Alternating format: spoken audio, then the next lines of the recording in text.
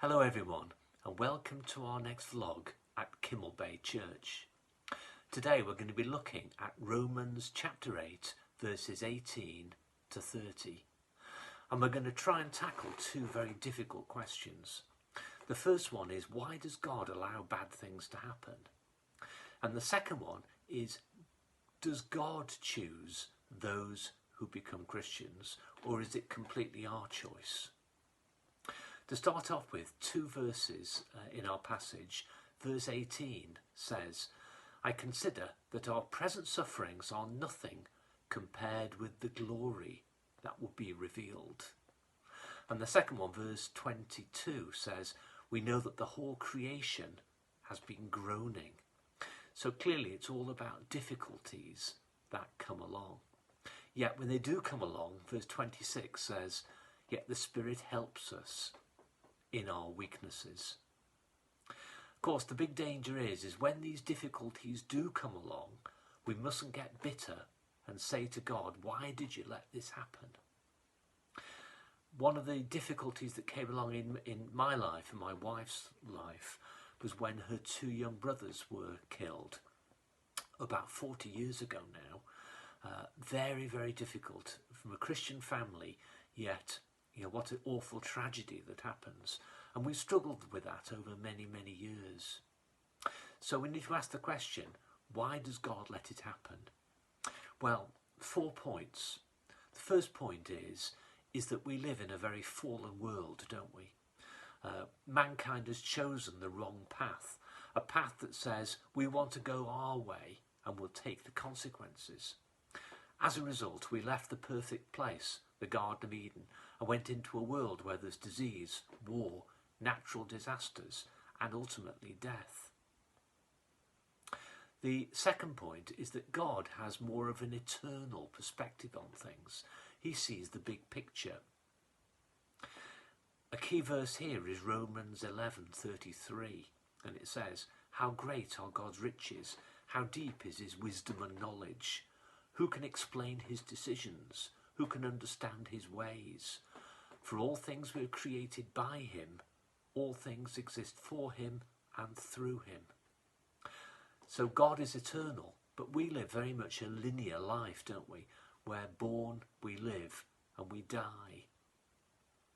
The astrophysicists, you see, say that the universe started with this big bang, and they talk about dark matter, which makes up 80% of the universe, yet they can't find it.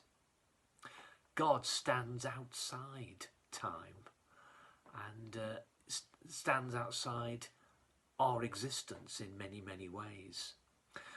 2 Peter 3 verse 8 says, with the Lord, a day is 1,000 years, and 1,000 years is like a day. An amazing statistic is that there are more stars in the universe than there are grains of sand on Earth.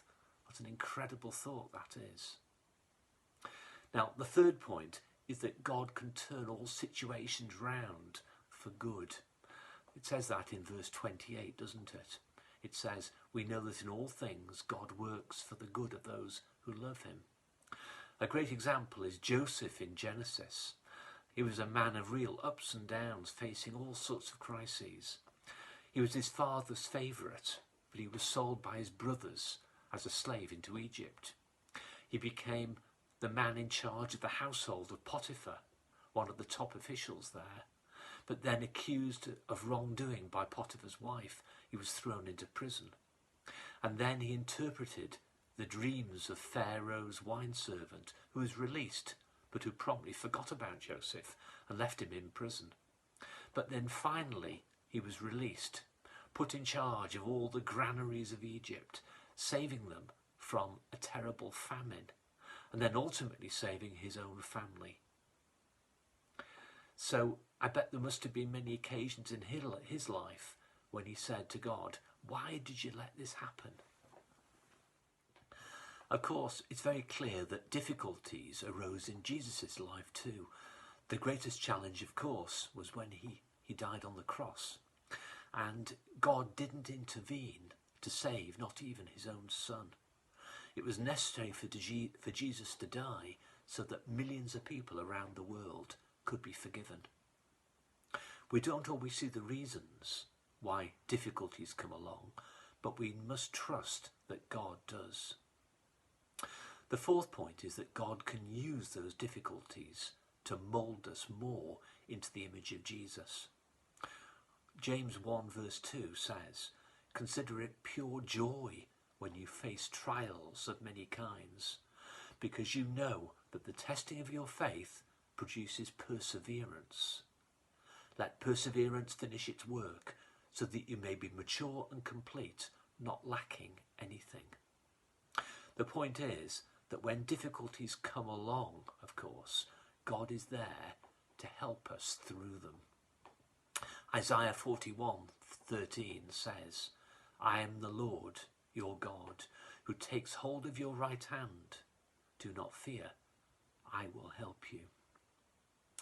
The second big question we're going to look at today is the idea that, some people believe and some people don't. Why? I struggle with an issue I've had over my life, where I've been praying for one of my friends for 40 years. 40 years of really hard prayer. Yet a week before his retirement, he died, passed away. And as far as I know, he didn't make a commitment to Jesus. Now, I often wonder, was it my fault? Did I pray hard enough? Did I put him off in some way? And could I have done more? Revelation 3:30 indicates that we do have a choice. It says, "Behold, I stand at the door and knock. If anyone hears my voice and opens the door, I will come into him and eat with him, and he with me." I often think, though, that God knows who it is who will respond to his call. And our passage clearly says that some are chosen. Verse 29 says, "For those God foreknew, he also predestined to be conformed to the image of his Son." 1 Peter 2 verse 9 says, "You are a chosen people, a royal priesthood, a holy nation, God's special possession." And then John 6, "No one can come to me unless the Father who sent me draws them, and I will raise them up on the last day." So does this mean that if God has already decided, then what's the point of telling people? Well, no, because God tells us that we should spread the message. Matthew 28 verse 19 says, "Go therefore and make disciples of all nations, baptizing them in the name of the Father and of the Son and of the Holy Spirit." So we do all have a part to play, yet God brings it about. 1 Corinthians 3 gives an example of this. It says, "I planted the seed, Apollos watered it, but God has been making it grow. So neither the one who plants nor the one who waters is anything, but only God who makes things grow. For we are co-workers in God's service. You are God's field, God's building." So to conclude today, difficulties certainly face us all. But when they do come along, God has given us Jesus to save us and the Holy Spirit to help us. Verse 26 says, "The Spirit helps us in our weaknesses." And then finally, God has chosen us to become his co-workers in saving the world, ready for that day when the world will be remade new, and all the sadness and all the suffering and all the trials will end.